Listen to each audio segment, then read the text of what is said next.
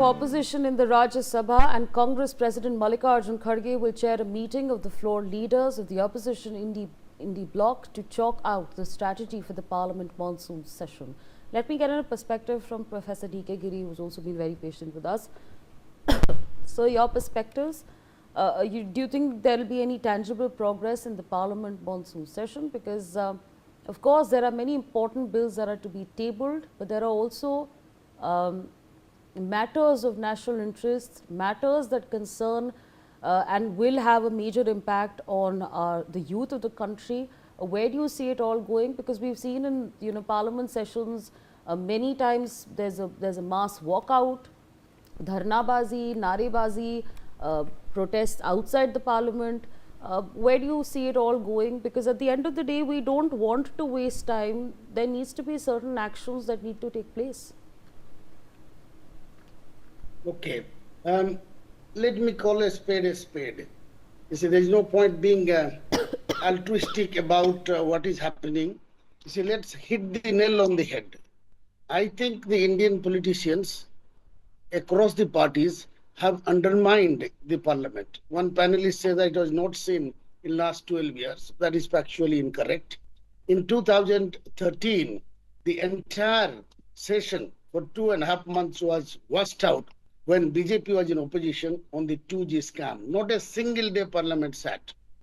So whenever a party is in opposition, they would like to draw attention, they would like to disrupt the parliament, call and go to the well and get the attention of the media and the people.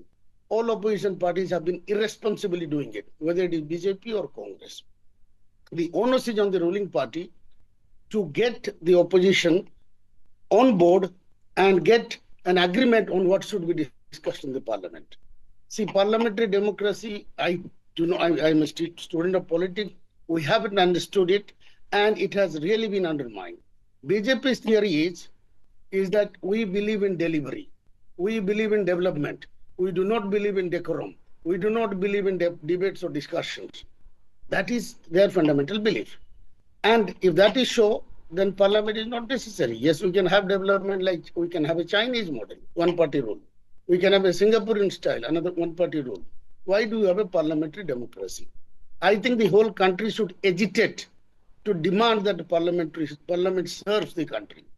These people, if they cannot debate, they cannot discuss, they do not deserve to be there, whether it is ruling or the opposition. You see, it is I just said the onus is on the ruling party to carry the opposition. And they will pass the bill, the opposition will walk out, the bill should be passed. So fair enough. Some people like it because the government economic development and growth is happening. There is strong law and order, which is of course breaking now. And the country is progressing. In the BJP's fundamental confirmed belief is that we should focus on delivery and development and growth. We can bypass or we can keep the parliamentary decency and decorum aside. This has been happening. So that if that is so, we can have a discussion about it, whether we need the parliament at all. And someone was also saying, why politicize issue? I'm quite uncomfortable with this word. You know, a lot of people say, don't politicize it. Of course we should politicize it. It's a democracy. In a democracy, everything should be discussed in a political forum. And politically, the people should discuss it. What is politicizing an issue? If there was theft in Ram Temple in Ajodhya, shall we not discuss? How do you politicize it? And we should politicize every issue and discuss it. There is no, in a democracy, there is no depoliticization. There is no apolitical approach. Everything is political. So people, when they say, let's not politicize it, I think we should think deep and see what is politics. Politics concerns from our tomb to the to the tomb. Everything that we do is affected by politics. So our understanding on politics should shift and say that, yes, we understand politics. Politics is about life. So every issue is politicized. About the discussion in Jantar Mantar, the protest is a part of opposition. Protest is an essential, fundamental part of a democracy. But yes, peaceful protest, not vandalism, not barbarism. Right. That is, police is there to do. If you do not allow protest, then democracy is dead. So the point is, if there were violence and vandalism, let police take care of it. But you cannot deny people if they want to come out and street. Another thing, government also should be compassionate and sensitive.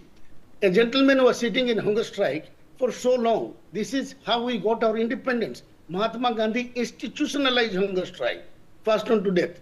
And then nobody from the government came and spoke to him. Break your fast, let us talk. No. Is that how we run our democracy? Is that the sensitivity? I don't know who Sonam Wangchuk is. I've read about him.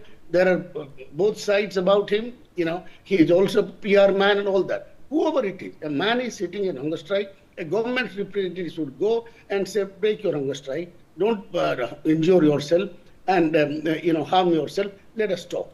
That is it. None of the government personnel. It is arrogance, insensitivity, and it is apathy towards the people. That is how you don't run a democracy. Democracy is based on compassion, justice, empathy for people. You can be legal by having a majority, right, but you cannot be moral or human by approaching a brute majority, which is a mechanism of taking decision making, as the sonam banam of democracy. That is absolutely wrong. Majority is not democracy. Right. Majority is a mechanism of decision making. Right, absolutely. Mr. Raj Lakshmi